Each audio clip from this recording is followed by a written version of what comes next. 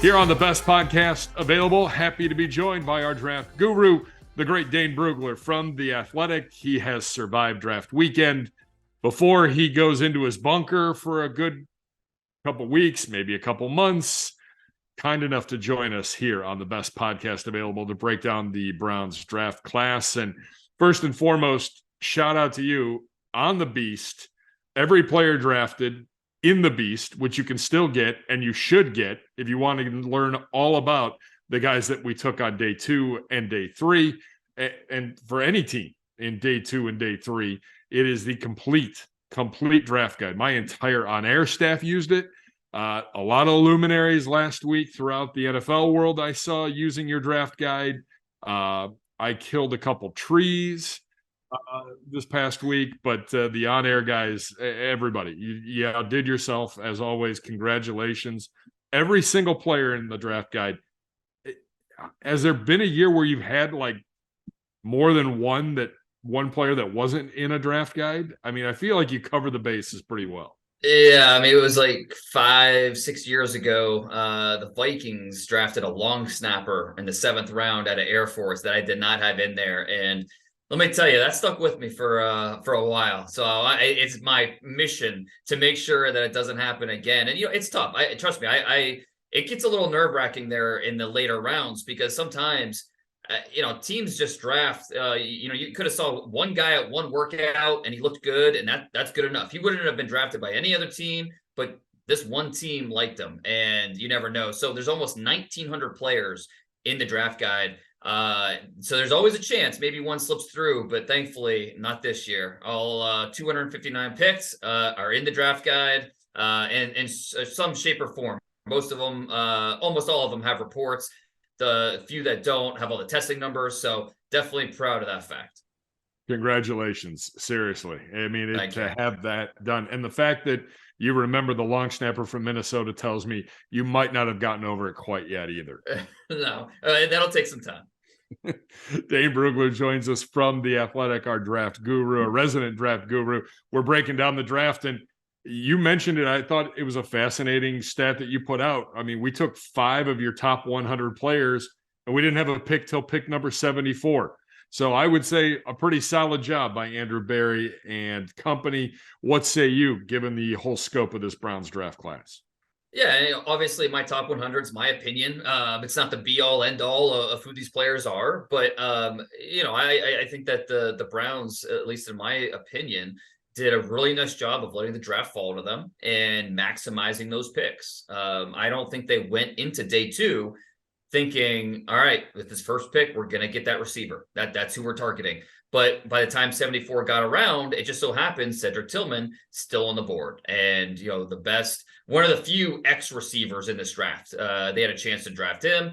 And then even, in the later 3rd, into the 4th round, I mean, they did a really nice job letting guys fall to them and really taking advantage of that. So, and Luke Wypler, he missed my top 100, but he was pretty close. So he's another guy you could have, even thrown in there. So, the Browns, I thought, did a really nice job drafting players for the now, but also the future, guys that are going to help with that immediate depth. But also, as you project forward, the 2024 roster, the 2025 roster, the guys drafted, I think they're going to play a key role in those rosters. And I know Nathan and Bo brought it up with you on Browns Daily earlier this week. These guys that are drafted, they're going to push some of the current roster guys for spots on this team here come fall. I don't think, it's all about competition. You hear Kevin Stefanski talk about it and Andrew Berry talk about it, and you're going to have some really good competitions with the guys that they're bringing in. Competition breeds the best. I mean, you want that competition in camp. You want to bring these guys in and, push the veterans. Let these young guys, these hungry young players go out there and try to earn a spot. So, yeah, no question about it. And you look at receiver, it's a crowded depth chart right now. And so, how is that going to play out over the next few months, especially when you add a Cedric Tillman in that mix? Obviously, Tillman's going to make the team, but how does that competition in a new body? How does that affect the rest of the receivers currently on the roster? Really, look at quarterback. You bring in a Dorian Thompson-Robinson. How's that going to fit with Kellen Mond? And, I think Joshua Dobbs is pretty set as the backup, but, how does that, fighting out for that number 3 quarterback spot? So plenty of questions how these draft picks are going to fit on the roster. But it's definitely kind of a wake-up call for some of the players already on the roster to say, hey, I need to really step it up in camp this year, or my roster spot is not guaranteed. You can subscribe to The Athletic today and get Dane Brugler's copy of The Beast, which is every player that was picked in this 2023 NFL draft. Also, some undrafted free agents that at some point we will learn about more as the week goes on from the Cleveland Browns and from every other team as those become official. All right, current draft class, Dane Brugler, favorite pick in this Browns draft class? Hard not to go with Tillman. To get him, I thought he would go somewhere in that 40 to 60 range. And he would have gone even higher if not for his injury this year. It had the tightrope ankle surgery. Going back to last summer when I was studying him based on the 2021 film, this is a player that was being talked about as a late 1, early 2. A chance to go very high in the draft. Has the size, obviously, 6'3.5", 215 pounds. Good enough speed, 4.54 in the 40-yard dash. I understand that's not blazing, but this is a big player. So he has the speed to win vertically and win over top defensive backs. You just look at his vert and his broad jump, 37 inches vert, 10.8 broad jump, tells you how explosive he is. So this is a big man with strong hands. You love the ball skills, the catch radius. He does a really nice job attacking the ball away from his body. And he has play strength, whether it's as a blocker or down the field against coverage. So I really like what he brings to, you look at his wide receiver room, and I really like what he brings to it, what he has to offer, something a little bit different than what they have. So he can be that possession threat on the outside, but he can also give you a vertical element and win down the field. And that's something that I think we'll see immediately. I'm not saying he's going to come in and be the guy, but he's going to step in and be, someone that's going to help this offense. And so Cedric Tillman, getting him at 74, not just the player, but the value, I really like that pick for the Browns. And Tillman, if he doesn't miss 6 games with an ankle injury, are we talking about him going in the first round and us not even getting a chance or even an early second? Quite possibly, yeah. And he went over 1,000 yards in 2021. He had 12 touchdowns. I mean, this guy was a playmaker. And if you factor in this year with Hendon Hooker and that explosive offense, he might have surpassed those numbers. And if he did, I feel very strongly that he would have went at somewhere in the top 50 picks.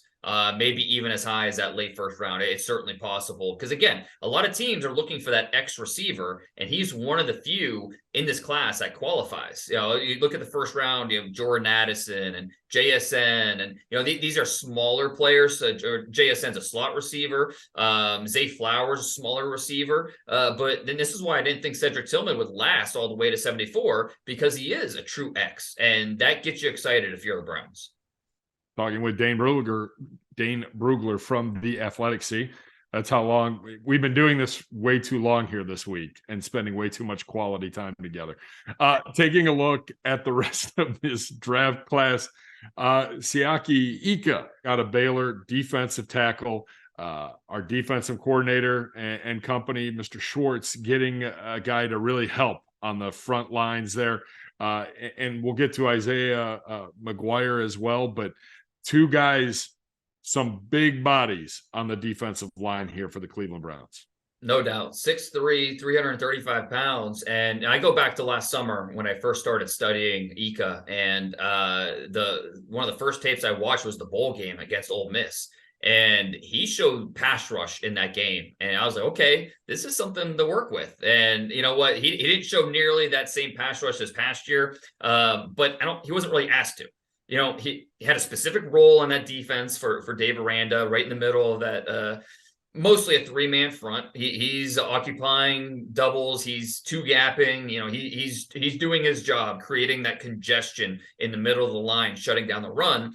But when he does have one-on-one opportunities, you see flashes of pass rush potential. He's a very nimble 335 pounds, but also has that power to work with. So he's going to be a great addition to the rotation on the defensive front.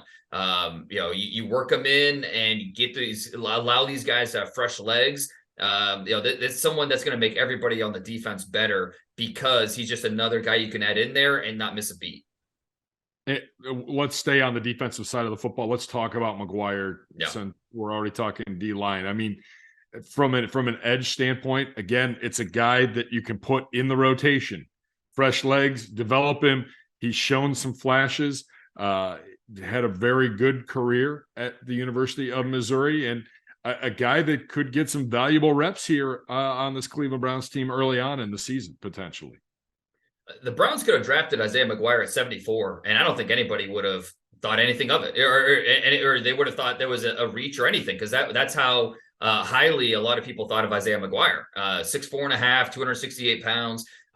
He has speed and he has powerful hands. So you see the speed to power. Just ask Broderick Jones, throw on the Georgia tape and see Isaiah McGuire go to work. I mean, he was the one pass rusher this year that really gave Broderick Jones, who was a first-round pick of the Steelers, of course, gave him a lot of trouble. And so, he checks a lot of boxes for the Browns. He's a younger player, fourth-year senior, but still just 21 years old, really productive in the SEC, big school. I think there's a lot to like about Isaiah McGuire. And he could have easily gone with one of those 2 third-round picks, and I thought it would have made sense. Obviously, the Browns, have one of the best in the league with Myles Garrett.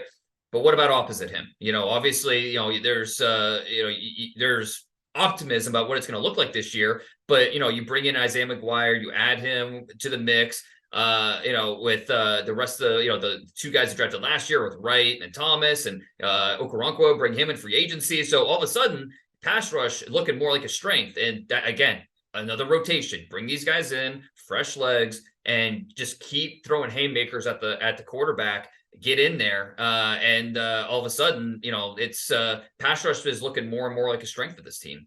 Yeah, and Alex Wright, a lot going to be expected of the second-year player. I mean, a guy that they were high on last year and showed some flashes toward the end, but really needs to step up and be that guy on the other end. But he's going to get some competition from McGuire.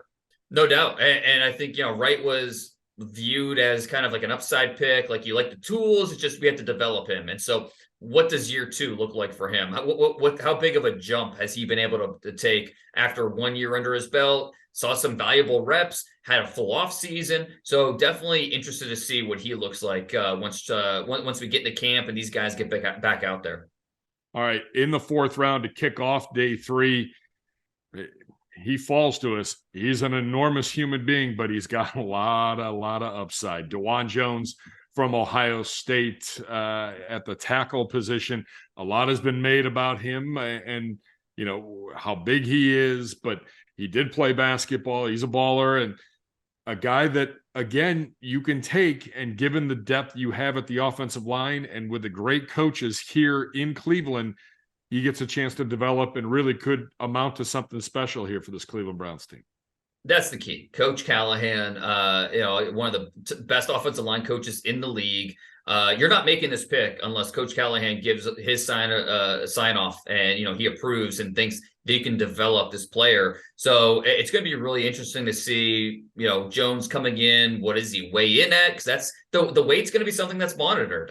He was 375 at the combine and then chose not to work out or weigh at his pro day. And so, how is that, going to play into all of this with just the weight concerns and, making sure he's staying conditioned and, sometimes you got to motivate him. And as long as he is locked in, this is going to end up looking like a steal. But, if he's not able to stay locked in, if he doesn't take the pro coaching, then, all of a sudden it's more of a risky pick. But in the 4th round, I think he's well worth that risk. The potential reward is something that could really pay off because this is another young player, still just 21 years old, 4th-year senior. Like you said, he's a basketball player who I think watching him this year, you finally felt like he was turning the corner in terms of becoming a true football player. Before he identified as a basketball player that's playing football. Now it's all about being strictly a football player and nothing else. And I think he's still on that journey to becoming that guy. But lucky for him, he's coming to a situation where he's not going to be asked to start right away. He doesn't have to go out there and play valuable snaps where, he's going to see some of the NFL's top pass rushers. He can sit, learn, and develop. And that's a key part of this whole thing. Yeah, he'll be one of the more fascinating players to watch. You will not miss him on the football field, No. but if he gets it right and takes to the coaching, I mean, the sky is the limit for him at the tackle position with a couple, the Browns picked up the option on Jed Wills, but and Jack Conklin is back for a couple more years, but right. Jack Conklin's getting up there in age, and you can never have enough bodies in that offensive line room. That's it. And look, day 3, take some swings and see, give me talent. And, there's risk involved here. There's no doubt. And I mean, for me, he was a late 2, early 3rd round type of player. Surprised he fell all the way out of day 2, just because there's so much there to work with. Now he's not the most nimble mover. That's not his game. He's big. He has, the wingspan's almost 88 inches, crazy size and length. But I thought he did a really nice job this year with his balance. Did a much better job closing space, getting out, and making sure that he's staying in front of pass rushers and making it difficult for them to get around him. So and he has, once he gets his hands on you, it's over, especially in the run game. So he could be a real masher on the edge. So Dawand Jones is a really interesting player. And again, if he grows up in a few areas, then all of a sudden this is going to look like a steal. At the quarterback position, the Browns had a quarterback. I know you had in your mock draft, in your 7-round mock, you had a quarterback go into the Browns. We thought there could be a chance that they could add to that room, especially with Josh Dobbs having just 1 year, having a 1-year deal. Someone's got to be behind Deshaun Watson, and a guy maybe you can groom. And they do that in the 5th round. Dorian Thompson-Robinson, quarterback from UCLA. Give me one thing that you like about him, one thing that he's going to have to work on here while he's here. I think what I really liked about him was how he got better every year, especially this past year as a 5th-year senior. He took advantage of that COVID year, goes back to school, and had by far his best year production-wise. I mean, he was toe for toe with Caleb Williams in that USC game. A really tough competitor. So you like the release. He's a quick twitch player, both with his feet and his arm. You see playmaking instincts. You see a guy that has elusive qualities on the move. But he is a guy that will, wants to push the ball with his arm. He's not a running quarterback who, also happens to throw. The toughness is off the charts. So there's a lot to like about what he brings. Now he's a little bit smaller than you like. He's almost 6'2", but he's, right around 205 pounds. So, he doesn't have necessarily the build that you want. I think it really just comes down to, while he has the toughness, he has some of the playmaking instincts that you want. He needs to do a better job with taking care of the football and answering pressure. So negotiating what the pass rush is doing and making sure he's making sound decisions. So I think that, maybe, fans and all of us, we underrate how important that QB2 is on the roster. And, the Browns have obviously, with Deshaun Watson and his contract, it's important that you have maybe some cheaper options at the backup quarterback spot. You have a guy in Thompson-Robinson who they believe can be that guy. Yeah, it'll be nice. It'll be nice to see him develop. You mentioned that game against USC. I mean, he was dinged up. He got bruised and battered, just kept getting back up. And it was a total knockdown slugfest for 4 quarters. So it was impressive to see. And I know he threw all over my Bowling Green Falcons. It happens. It's not the first time. It probably won't be the last. In the 5th round as well, Cameron Mitchell, corner out of Northwestern. Greg Newsome, obviously pretty excited to get one of his college teammates on this football team. But again, it's a guy that if, he doesn't have to play right away, given the room, and he can develop, but he has shown some flashes as well.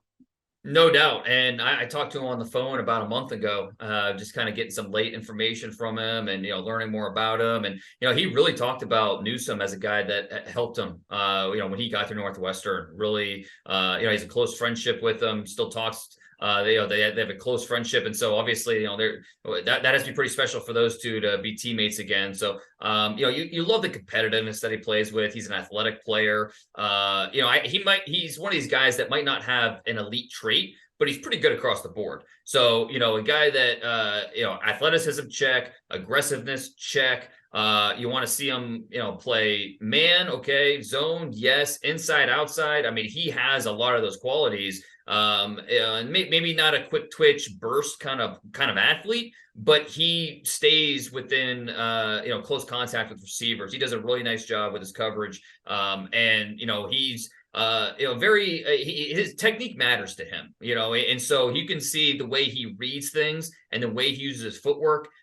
This is a guy that's ready to be a pro. He made my top 100 for a reason. I think he's a guy that ended up going a little bit later than we thought, but could end up being a steal for the Browns. I like to hear that.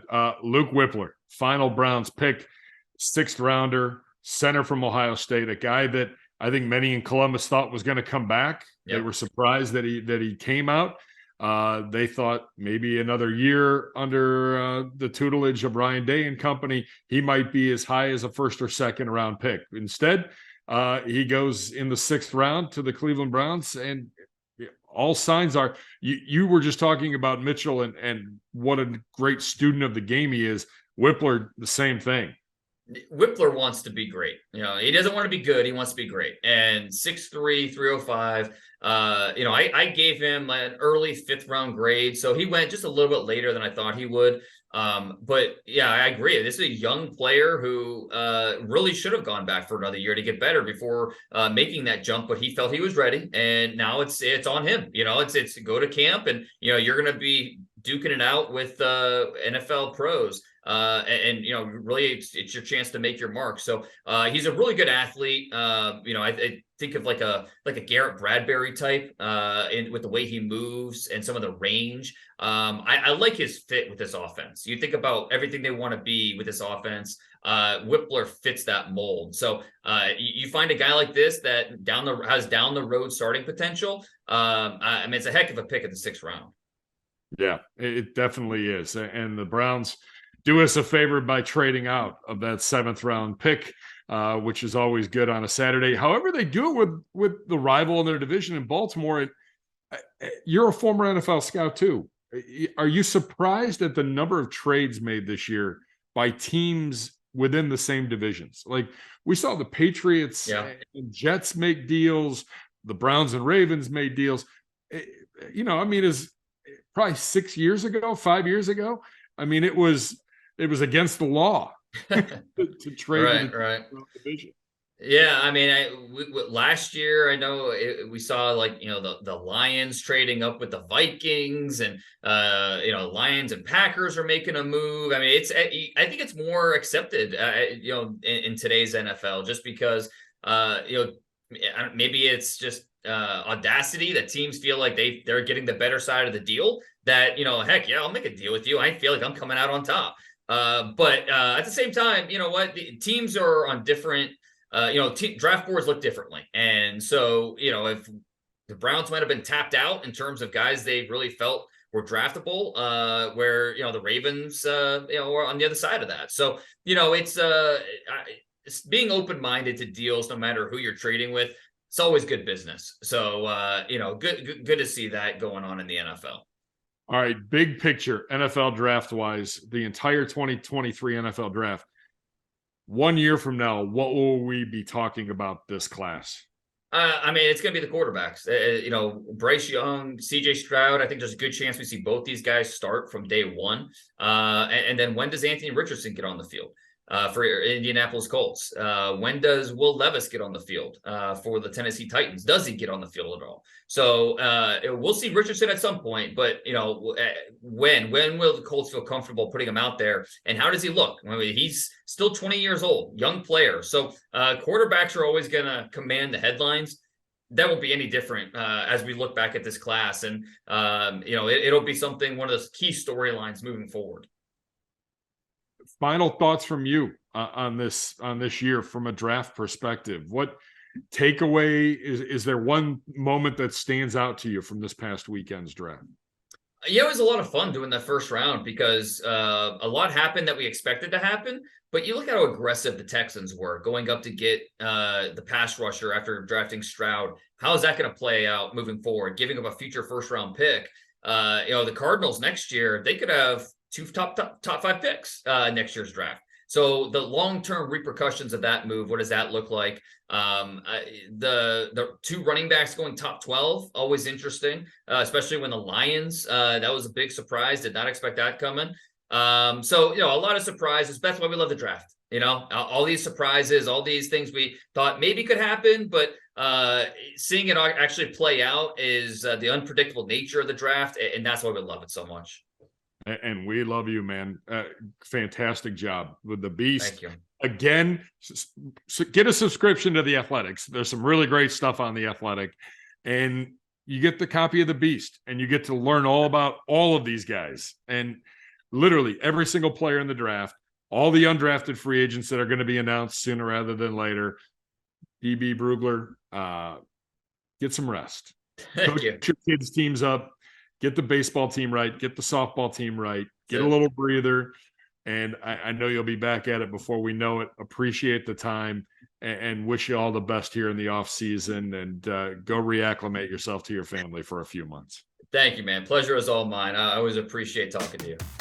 Dane Brugler officially going into hiding for the next few months here and back to his family, and deservedly so after a fantastic job. 308 pages worth of information in that draft guide, The Beast. I'd recommend getting it today, especially once the Browns officially announce our undrafted free agent list. You're going to want to know who some of those guys are. And the draft guide and The Beast that Dane Brugler puts out will give you all that information and then some. Looking ahead to 2024, the Browns with 8 draft picks, a second rounder, a third rounder, 2 5s, 2 6s, and 2 7s. Mr. Barry, if you could get rid of those 2 7s, we would greatly appreciate it from a content and production side of things. We can start that process now.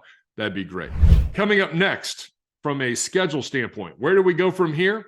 Well, May 11th, reportedly from Adam Schefter at ESPN, the schedule will come out, and it will be out probably about 8 o'clock at night when it does come out. Knock on wood, Browns with a lot of West Coast road trips, and we'll see how many primetime games are in our future. And then the day after the schedule release reportedly happens, May 12th through the 14th, all of the rookie class will be here in Berea at the Cross Country Mortgage campus. It's rookie minicamp weekend, a great chance for a lot of the players to get really some almost one-on-one coaching from their position coaches. The rookies will be here May 12th through the 14th.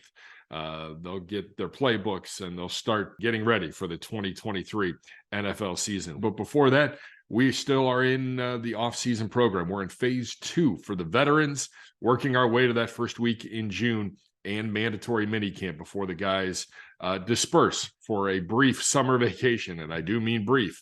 And then we're all back in mid-July to get things going for the 2023 season. Shout out to Anthony Bacco for all of his hard work and help this week. Yellowstone as well for some of his work behind the scenes, making sure that we're up and running and sounding and looking good. Want to thank Dane Brugler, the premier draft analyst in our eyes. He's done a lot of work here for the Browns. You can catch him on all of our social media platforms. You can catch him on Browns Daily. You can catch him on the BPA past episodes and his breakdowns of some of the best players that were available to the Browns on day 2 and day 3 at youtube.com/Browns. I'm Jason Gibbs. We are back with you next week for another episode of the best podcast available. Thanks for watching. Thanks for listening to the best podcast available.